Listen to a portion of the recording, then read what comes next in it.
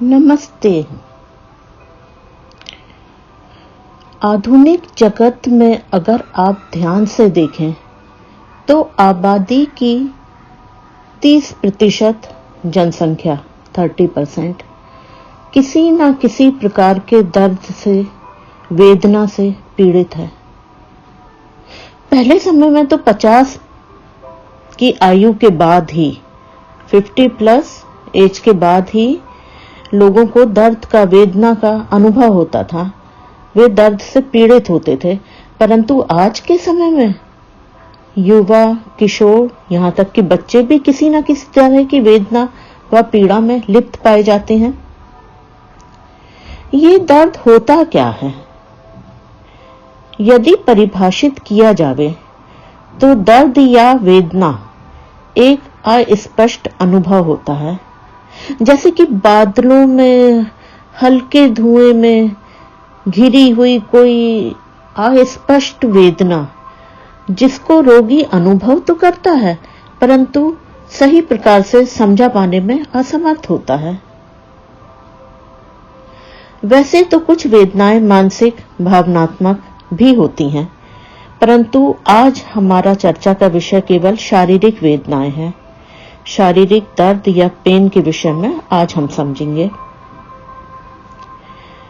आप कह सकते हैं कि किसी भी प्रकार की वेदना रोगी को दबाव में लाती है, असुविधाजनक बनाती है तथा एक प्रकार की मुसीबत का अप्रिय सा अनुभव कराती है।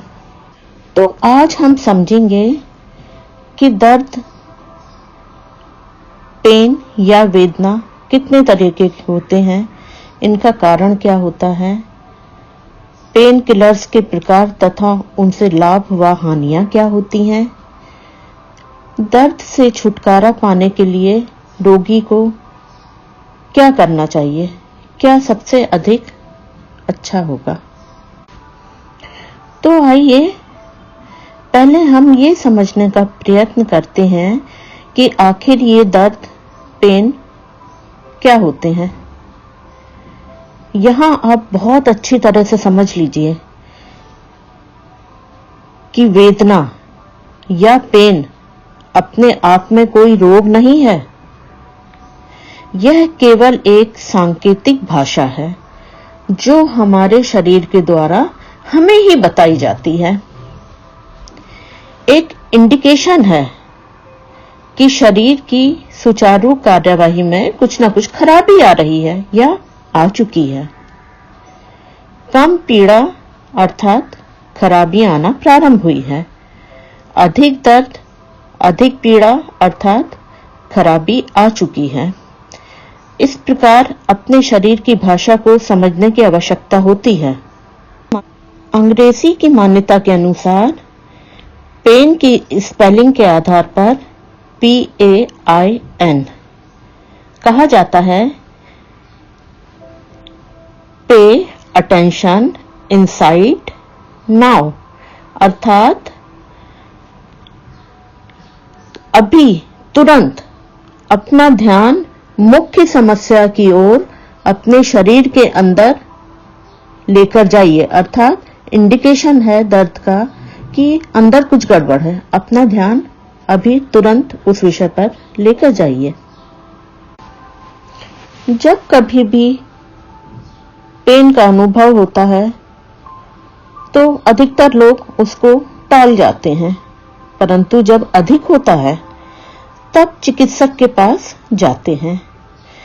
वो आपको चेकअप करके दर्द का कारण बताता है और पेन किलर देकर आपका इलाज प्रारंभ करता है और आपकी वेदना को कम करने का प्रयत्न करता है और आप कहना प्रारंभ कर देते हैं कि मुझे अब आराम है। इस बात को आप इस उदाहरण से समझने का प्रयत्न करें कि आपके घर में रात में चोर घुसता है। उसे देखकर कुत्ता भौंकता है और आप कुत्ते की पिटाई करके उसे चुप करा देते हैं, क्योंकि वह उस समय पर आपकी नींद में बाधा डाल रहा होता है। परंतु सुबह जब आपको चोरी का अर्थात बड़ी हानि का पता लगता है, तब आप समझते हैं कि यदि आप कुत्ते के भौंकने से सचेत हो जाते तो आप इतनी बड़ी हानि से बच जाते। यह हानि आपको झेलना नहीं पड़ती। समझे ना आप? यदि पीड़ा को हानि का संकेत समझकर आप जागरूक नहीं हुए तो फिर समझ लीजिए किसी बड़ी बीमारी, बड़ी हानि या शरीर में आने वाली किसी बड़ी व्याधि के लिए तैयार हो जाइए। इन दर्द का अनुभव आंतों में सूजन, टूटन या सड़न के कारण हो सकता है। हड्डियों में अंदरूनी सूजन या गैप आ सकता है। ब्लड सर्कुलेशन में व्याधि हो सकती है। विजातीय पदार्थों का जमाव होने के कारण, टॉक्सिन्स के कारण भी हमें दर्द का अनुभव होता है, परंतु हम पेन किलर्स लेकर अपना ध्यान उन संकेतों से, उन इंडिकेशन से हटा लेते हैं और प्रसन्न हो जाते हैं कि हाँ, अब हम ठीक हैं। नहीं, यह गलत विधि है, धोखा है, इलाज का गलत तरीका है। बहुत सचेत हो जाइए इस गलत विधि को अपनाने से पहले। हम समझते हैं कि दर्द के मुख्य 2 प्रकार होते हैं। पहला होता है अल्पकालिक और गंभीर दर्द।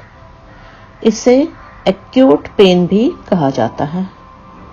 और दूसरा होता है दीर्घकालिक पेन, अर्थात क्रॉनिक पेन भी कहा जाता है। अब ये अल्पकालिक दर्द वो होता है जिसमें रोग की पहचान व पूर्व अनुमान की भविष्यवाणी की जा सकती है कि आगे क्या होने वाला है। सब कुछ सामने दिखता है। प्रायः चिकित्सक दर्द निवारक दवाएं देकर इस दर्द पर तुरंत काबू पा लेते हैं। सामान्यतः इलाज के बाद ये दर्द समाप्त हो जाता है हमेशा के लिए। किसी भी तरह की इंजरी, दुर्घटना, जाने अनजाने में की गई मारपीट से चोट जो लगती है, इस दर्द से होने वाली पीड़ा या दर्द इस श्रेणी में आते हैं। जैसे त्वचा का घिसना, फटना, कटना, शरीर के विभिन्न भागों का घायल हो जाना या फिर हड्डी का टूट जाना, हड्डी में गैप आ जाना, घिस जाना हड्डी का, कोशिकाओं का घिसना, टूटना या क्षय हो जाना, जलना, झुलसना या भाप से घायल होने का दर्द भी इसी श्रेणी में आता है। धारदार हथियार से कई बार काटा जाता है या कई बार धोखे से हम कट जाते हैं, वह पेन भी इसी के अंतर्गत आता है।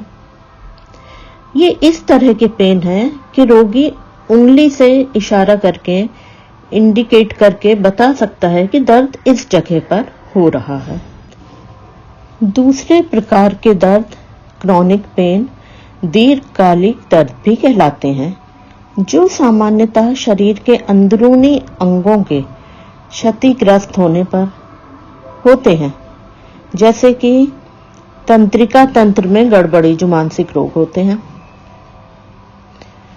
मधुमेह के कारण होने वाले दर्द, महिलाओं में मासिक धर्म के समय, पीरियड्स के समय में असहनीय वेदना होती है, या फिर विभिन्न वायरसेस, विषाणुओं के शरीर में प्रवेश करने से होने वाली गड़बड़ी से होने वाले दर्द। मेरुदंड के असुचारू रूप से कार्य करने से, कैंसर के इलाज के दौरान होने वाले दर्द, ट्यूमर होना, अपेंडिक्स का बढ़ना, लीवर में पानी भर जाना या फैटी लीवर होना, किडनी में, लीवर में स्टोन का बनना आदि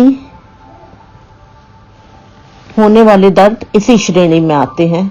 यूरिक एसिड, थायराइड का अधिक सक्रिय होना या कम सक्रिय होना, ये दर्द भी इसी श्रेणी में आते हैं।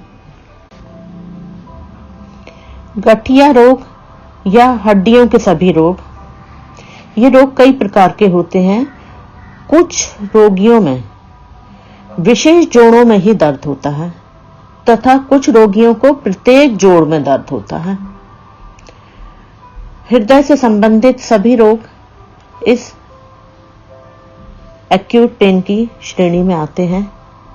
विभिन्न ग्लैंड्स में होने वाली गड़बड़ियां इसी श्रेणी में आती हैं और उनसे होने वाले पेन दर्द भी इसी श्रेणी में आते हैं। अब हम बात करते हैं सामान्य रूप से उपयोग में आने वाले पेन किलर्स के विषय में। पहला है गैर स्टेरॉइड्स एंटी इन्फ्लेमेटरी ड्रग। ये दवाएं चोटों की जगह के दर्द और सूजन को तुरंत समाप्त करने के काम में आती हैं। दूसरी है पैरासिटामोल। यह दवा मस्तिष्क से जो तंत्रिका तंत्र रीढ़ की हड्डी से होकर गुजरती है उसके अनुप्रभावों को अवरुद्ध कर देती है। यह दवा ज्वर में, फीवर में तुरंत राहत देती है, परंतु सूजन कम करने में सहायक नहीं होती। हाँ, गर्दन का दर्द, पीठ का दर्द, सिर का दर्द, मांसपेशियों का दर्द, ये सब तुरंत ठीक करने में यह सक्षम होती है। तीसरी होती है ओपियोइड्स। यह दवा रोगी के लिए अत्यधिक दर्द के प्रकोप को कम करने में सहायक होती है, जैसे कि ऑपरेशन के बाद, शल्य चिकित्सा के बाद या कैंसर के इलाज के दौरान होने वाले दर्द के लिए। यह बात सत्य है कि पेन किलर्स का प्रयोग हमारे जीवन की गुणवत्ता में सुधार लाता है। रोगी आराम से, कम दर्द में जीवन का आनंद ले पाता है। विशेष उत्सवों के समय में या घर में मनाए जाने वाले त्योहारों के समय में इन पेन किलर्स का प्रयोग किया जाता है। अन्यथा रोगी को यह अप्रिय अनुभव होने लगता है कि उसकी तकलीफ परिवार के अन्य सदस्यों के जीवन के रंग में भंग डाल रही है। होता है ना ऐसा? परंतु कुछ भी कहिए, इन पेन किलर्स का दुष्प्रभाव असीमित है। किसी रोग का इलाज कराते समय कभी कभी तो हमें पता ही नहीं लगता कि यह जो नई समस्याएं उभर कर आई हैं, ये पेन किलर्स के दुष्प्रभाव हैं। जैसे कि उनींदापन, ऊँघते रहना, शरीर में ऊर्जा की कमी, आंख की पुतलियों का संकुचित हो जाना, चेहरे व गर्दन का लाल होकर गर्म हो जाना, श्वास संबंधी विभिन्न समस्याएं, त्वचा पर चिकत्ते, खुजली या जलन होना। लंबे समय तक यदि ये पेन किलर्स लिए जाते रहे तो लीवर व किडनी पर बड़े दुष्प्रभाव देखे जाते हैं। छोटी आंत तथा बड़ी आंत पर भी गंभीर परिणाम देखे गए हैं, जैसे कि कब्ज, मतली तथा उल्टी होना। इसके अतिरिक्त अनेकों मानसिक समस्याएं अवश्य ही उभरती हैं, जैसे कि अनिद्रा, ध्यान का ना लगना, याददाश्त या मेमोरी का क्षीण हो जाना। यहाँ एक बात बहुत खतरनाक है कि लंबे समय तक रोगी यदि पेन किलर्स का प्रयोग करता है तो उसको उसकी लत सी लग जाती है। इनके बिना दर्द काबू में ही नहीं आता। धीरे धीरे जब नियमित खुराक से भी लाभ होना बंद हो जाता है, अतः रोगी इसका आदी हो जाता है, फिर चिकित्सक दवा की मात्रा को धीरे धीरे बढ़ाने लगता है। अब मुख्य बीमारी, मुख्य रोग तो भूल जाइए, साइड इफेक्ट्स ही इतने अधिक हो जाते हैं कि उनके दुष्प्रभाव ही इतने अधिक हो जाते हैं कि जीना मुश्किल हो जाता है। और यदि ये दवाएं बंद कर दी जावे तो रोगी को ऐसा प्रतीत होता है कि मैं पहले से अधिक बीमार हूं। इसके अतिरिक्त एक बात और है, जब ये पेन किलर लेना प्रारंभ किया जाता है, तब यदि रोगी पहले से किसी और रोग की कोई प्रभावशाली दवा ले रहा होता है, तो ये पेन किलर्स उस दवा के प्रभाव को भी समाप्त कर देते हैं और कई बार तो ठीक होने के बाद भी रोगी इन पेन किलर्स को लेने के लिए बाध्य होता है। यहाँ मेडिकल साइंस ने यह भी निष्कर्ष निकाला है कि अत्यधिक टॉक्सिन्स अर्थात विजातीय पदार्थों का शरीर में जब जमाव बढ़ता है, इकट्ठे होने लगते हैं, तो लगभग सभी रोग उसी कारण से उत्पन्न होते हैं। इस कारण आपको सभी रोगों से बचने के लिए सात्विक भोजन लेना चाहिए। तो जो टॉक्सिन्स पहले से शरीर में एकत्र हो चुके हैं, उन्हें बाहर निकालने का प्रयत्न किया जाना चाहिए। रोग निरोधक क्षमता को बढ़ाने के लिए वैसे खाद्य सामग्री भोजन में शामिल करना चाहिए। अपने शारीरिक भार को संतुलित करना चाहिए। अधिक है तो उसे कम करना चाहिए, कम है तो उसे बढ़ाने का प्रयत्न करना चाहिए। प्राणायाम, योग, मेडिटेशन, ध्यान तथा नियमित व्यायाम की आदत बनानी चाहिए तथा रोगों को जड़ से समाप्त करने का प्रयत्न करना चाहिए, न कि उसके परिणाम अर्थात दर्द को समाप्त करने का प्रयत्न करना चाहिए। यहाँ मेरा परामर्श यह है आपको कि यदि कोई भी दर्द उभरता है तो प्रारंभ में ही विभिन्न जांचों से पता कर लें कि आखिर दर्द का कारण क्या है। हमारा मेडिकल साइंस बहुत अधिक उन्नत है, एलोपैथिक चिकित्सा, तो कोई भी चिकित्सक शीघ्र ही बता पाते हैं कि आपके दर्द का कारण या रोग क्या है। जैसे कि पैथोलॉजी में मलमूत्र, रक्त कोशिकाओं तथा शारीरिक स्रावों आदि की जांच से पता लगता है। सोनोग्राफी के द्वारा gall bladder, liver, kidney, pancreas तथा विभिन्न गर्भस्थ शिशु से संबंधित समस्याएं पता लगाई जा सकती हैं। विभिन्न ऑर्गन्स की भी जांच ये सोनोग्राफी करती है। वहीं अल्ट्रासाउंड्स के द्वारा रक्त के बहाव की सही जानकारी होती है, जो कि हमारी आर्टरीज में बहता है। एक्सरे से सभी हड्डियां व अंदरूनी शारीरिक भागों की जांच की जाती है।